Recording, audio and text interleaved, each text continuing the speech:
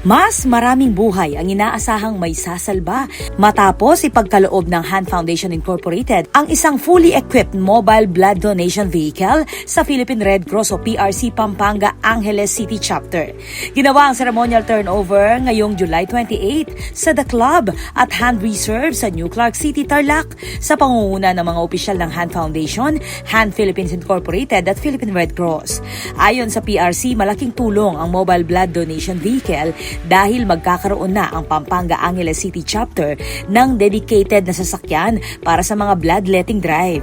Inaasahang mararagdagan ang bilang ng blood donation activities at mas mapapalawak ang serbisyo sa mga LGU, paaralan, negosyo at malalayong komunidad. Ang sasakyan ay kumpletong blood donation facility on wheels na may modern medical equipment at dinisenyo ayon sa operational standards ng PRC. Sinabi ni Hand Foundation Executive Director Ana Cristiga Lura na layunin ng proyekto na hikayati ng mas maraming Pilipino na mag-donate ng dugo. Binigyang diin naman ni PRC Chairman at CEO Richard Gordon ng kahalagahan ng kahandaan sa oras ng emergency at malalaking kalamidad.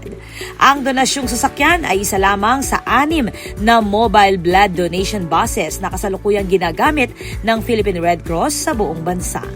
Ako po, Patricia Mamangon para King News Force Pampanga, Balitang Tutuking Balen, Susuyo.